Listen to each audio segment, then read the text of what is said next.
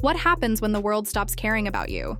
Not when they hate you, not when they criticize you, but when they simply look away. That's the exact nightmare Meghan Markle is facing right now. Her Netflix series With-Love-Meghan wasn't just a flop. It was a cultural shrug. And in Hollywood, being ignored is the cruelest failure of all. Netflix signed Meghan and Harry with sky-high expectations.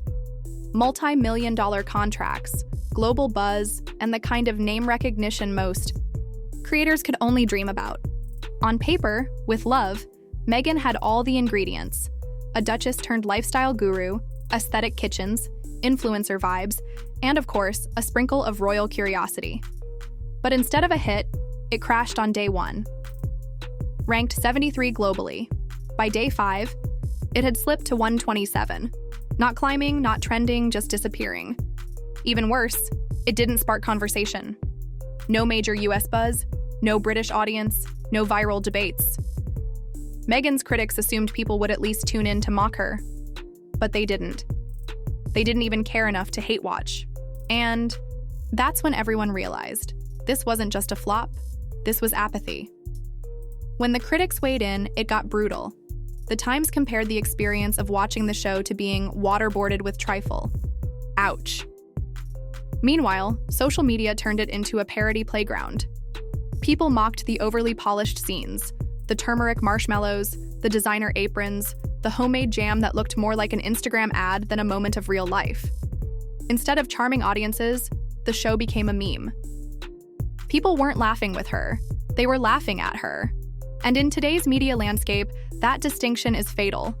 As the ratings sank, Meghan's most loyal fans tried to rewrite reality. Literally. Fake Netflix charts started circulating. Online, photoshopped to show her series in the top 10. But desperation never fools anyone. If anything, it confirmed the obvious. Even her supporters knew it had bombed. When a fan base has to invent numbers, it's no longer a movement, it's a mirage. And that silence, no spin, no headlines, no global chatter, that was louder than any bad review. Once upon a time, Meghan's image was mysterious, polished, and intriguing. Now, viewers see right through it. Audiences crave authenticity. They want messy, funny, flawed, someone who feels human, not staged. Taylor Swift reinvented herself a dozen times while staying relatable. Meghan, on the other hand, doubled down on perfection. But perfection doesn't inspire anymore, it irritates. Mom's juggling work and chaos weren't inspired by spotless kitchens and Pinterest affirmations. They felt talked down to. Instead of, that could be me, the reaction was, give me a break. The truth, Meghan isn't Martha Stewart. And she's definitely not Taylor Swift. Netflix didn't give Meghan this platform out of charity. They wanted results. But the track record tells a different story. The animated series, canceled before launch. The Spotify deal, cut short after disappointing numbers. The documentaries, forgettable at best. And now, with Love, Meghan has joined the graveyard of content nobody remembers. In Hollywood, you're only as good as your last hit. And Meghan hasn't had one since she left the palace. Even children's programming like Peppa Pig is pulling in bigger audiences. That's not just embarrassing, that's catastrophic for a brand meant to be global. Of course, Meghan's team didn't stay quiet. They had an explanation. According to them, the timing was the problem. Taylor Swift's engagement to Travis Kelce supposedly stole all the headlines. But let's be real, Taylor Swift has been dominating headlines for years. She can drop a random clue or cryptic lyric and set the internet on fire. That's influence. If your project can be completely erased by one celebrity engagement, the truth is simple. You never had real buzz to begin with. The failure wasn't stolen. It never existed. While Meghan's Netflix dream collapsed, the royals were watching. And behind palace walls, the reaction was icy. Prince William, in particular, has drawn a line. For him, Harry's betrayals, the interviews, the memoir, the Netflix drama, aren't just family squabbles. They're breaches of trust with global consequences. And William refuses to let Harry back into the royal fold without accountability. No photo ops, no handshakes, no PR stunts. Charles, however, is torn. He's a father who wants peace, but he's also a king who must protect the institution. His tendency to appease, whether it's quietly easing Andrew back into public view or considering a meeting with Harry, frustrates William. It's not just personal, it's philosophical. William envisions a modern monarchy, streamlined, relevant, lean. Charles clings to tradition, ceremony, and outdated symbols. This isn't just about Meghan's flop. It's about the survival of the crown itself. Harry's attempts to monetize royal drama only deepened the divide. Every deal, every docuseries, every speech has been seen by William as one thing: betrayal. Sources close to the palace describe the father-son relationship as cold and distant.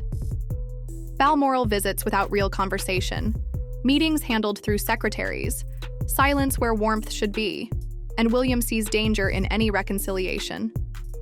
A single photo of Harry smiling with Charles could be spun as forgiveness, and just like that, years of rebuilding the monarchy's credibility would unravel.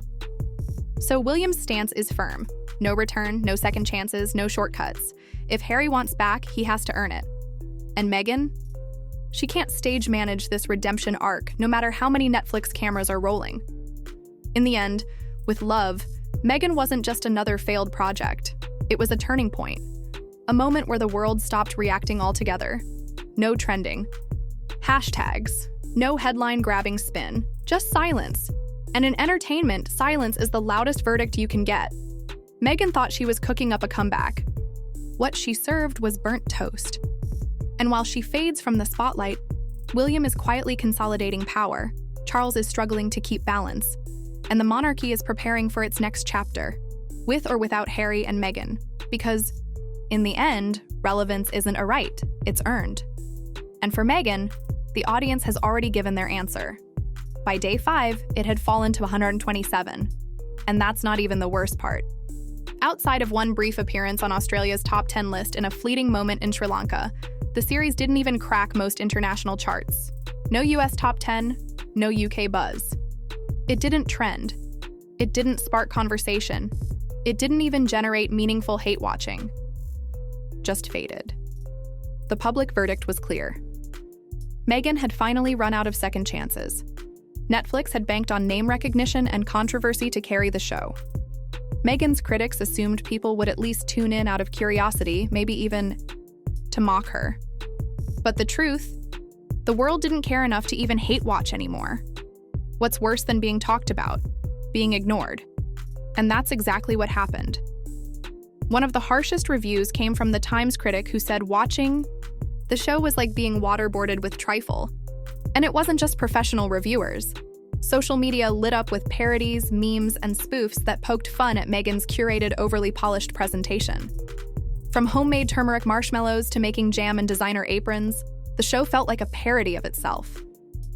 People weren't laughing with her, they were laughing at her. But perhaps the most telling part of the downfall is how desperate some fans became to change the narrative. There were actual attempts to Photoshop Netflix top 10 charts to make it seem like with Love, Meghan was doing well.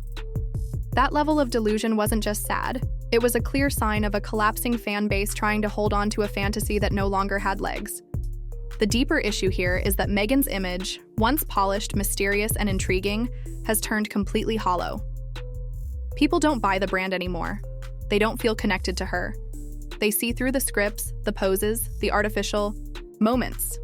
And when someone feels that out of touch with reality, audiences check out. Meghan isn't Martha Stewart, and she's definitely not Taylor Swift. Someone who constantly reinvents herself while remaining relatable and real. And speaking of Taylor, it's almost comical how Team Sussex tried to blame With-Love-Meghan's failure on Taylor Swift's surprise engagement to Travis Kelce, stealing the spotlight. As if Swift's news cycle somehow erased the potential success of the show. Let's be real. If Taylor Swift's engagement announcement derails your entire project, your project was never strong to begin with. The irony is, Meghan's team used to spin every small win into a headline. A podcast award here, a streaming deal there.